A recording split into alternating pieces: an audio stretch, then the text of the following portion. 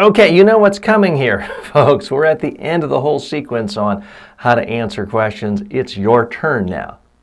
I've not asked you to do too much in this course so far, but if you really want to go from an intellectual understanding to an actual skill, having muscle memory, it's critical that you practice these skills and that you do so on video.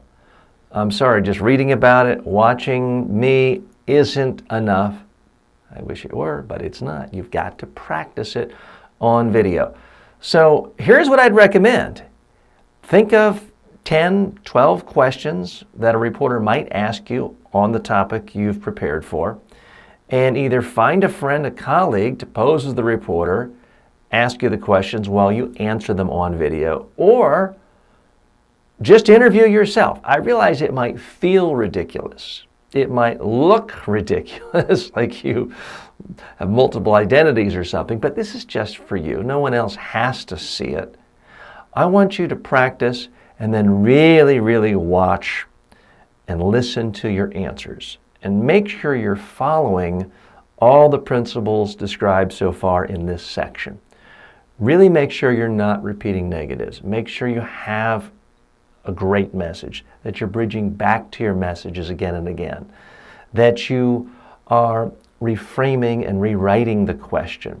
Make sure you're following all of these things and that you don't get tripped up. If you have a partner asking you, ask them to be tough on you. Try to be a little bit controversial to test you. But if it's just you, ask in a straightforward way and then really listen, watch your answers, and look at it through the lens of, what if just that 5 seconds of my answer is the only thing that got on TV news? Or what if that 4-second phrase is all that got in the New York Times or the Guardian? Would you be happy? So that's your homework assignment right now. If you want to take it up a notch, again, purely optional. I can't reach through the computer and force you to do this. But it is an option. It's something people pay me a lot of money for in real life, and you get it at no extra charge. If you upload a video of yourself doing this, I'll critique it right here. Plus, we'll ask the community, your fellow students, to do that as well. So again, it's not required.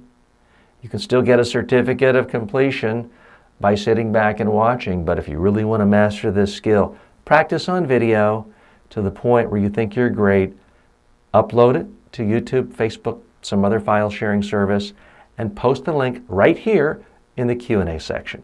Thanks.